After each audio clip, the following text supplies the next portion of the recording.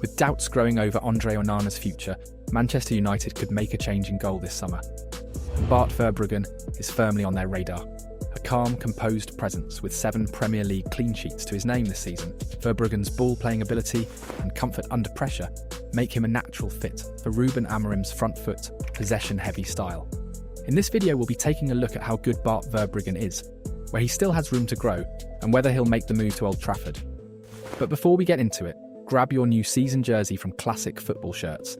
They offer high-quality club, international, and retro jerseys.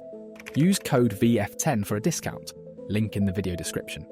Looking at his shot-stopping ability, Verbruggen has been highly effective. He faced a similar expected goals tally to his predecessor Sanchez, but his higher save ratio means he has prevented more goals. Verbruggen's quick reactions, solid handwork, and reliable handling are key to his effectiveness. Last season he averaged 3.1 saves per 90 minutes, with 67.7% of those saves requiring rapid reflexes. Verbruggen's quick reflexes are particularly evident when he decides to rush out to meet an opponent, such as in situations where a 1 versus 1 chance might arise. While he doesn't do this often, he picks his moments well. Aside from being a good shot stopper, Verbruggen is also confident when playing with the ball at his feet. A goalkeeper's role in possession goes far beyond just receiving and passing the ball within their 6-yard box. They need to be aware of the game around them, positioning themselves to receive passes in various areas depending on the situation. Verbruggen, for example, isn't afraid to leave his box to support play, often positioning himself near his centre-backs when they push up the field. This subtle movement might seem small, but it's vital for supporting his teammates, both in terms of positioning and providing a passing option. His ability to position himself intelligently, particularly when he's in possession, helps create space for his defenders. By staying close to his centre-backs, he allows them to spread wider apart, adding width to his team's attacking shape. This extra width can be crucial when building attacks from the back. Looking at his pass map, it's clear that Verbruggen is frequently involved in possession and is reliable with the ball. During the 2022/23 season, he averaged 33.49 passes per 90 minutes, with an accuracy of 82.2%. These numbers are impressive, especially when considering that long passes are included in that tally. If we break down his passing even further, Verbruggen averaged 21 short passes per 90 minutes, with an impressive 98.2% accuracy. His long passes, which averaged 12.49 per 90, were accurate 55.5% of the time. While this accuracy might seem low in comparison to his short passes, it's still a solid figure for a goalkeeper, especially considering the difficulty of making accurate long-range passes. The Dutchman's passing range has likely been a key factor in Brighton's decision to sign him. He's shown an ability to play with both feet, particularly on short passes, but he's also capable of picking out passes over longer distances, demonstrating his vision and versatility.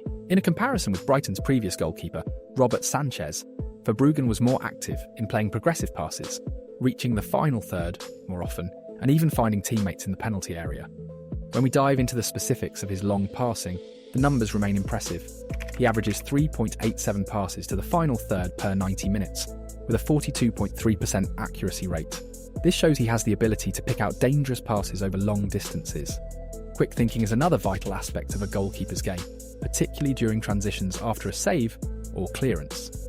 Verbruggen excels here, often looking to move the ball forward quickly when he has possession after stopping an opposition attack. While he occasionally opts for the long ball, he also shows willingness to throw or roll the ball out, which is an option he should use more often to speed up play. In summary, Verbruggen is more than just a goalkeeper who can pass well. He's also a quick-thinking, reliable shot stopper with a keen sense of positioning and timing. His all-around abilities make him a valuable asset to any team looking for a goalkeeper with both technical skill and a strong presence between the posts. Still, despite these qualities, Verbruggen's time at Brighton hasn't been without its challenges since his £16 million move from Anderlecht in July 2023, just a month before Robert Sanchez was sold to Chelsea for £25 million. During his first season, he shared the #1 goalkeeper duties with the experienced Jason Steele under Roberto De Zerbi. At one point, both keepers played in one leg of the 4-1 aggregate loss to Roma in the Europa League last 16. Domestically, Verbruggen's 2023/24 season has been a mixed one. After De Zerbi's rotation policy was abandoned by new head coach Huertela, Verbruggen was made the #1 over the 34-year-old Steele, but his performances have been inconsistent. Along with a costly mistake in the FA Cup, Verbruggen has made 4 errors in the Premier League that led directly to goals. a tally matched only by Sanchez at Chelsea and Ipswich's Arijanet Muric. Two of Verbruggen's most recent errors occurred in away defeats, 3-1 against Fulham in December and 7-0 against Nottingham Forest early in February. In both instances, his passes out of the penalty area were intercepted by the opposition, leading to goals. Additionally, he attempted just 22 passes, the 15th lowest in the league, with 32% of those being long balls.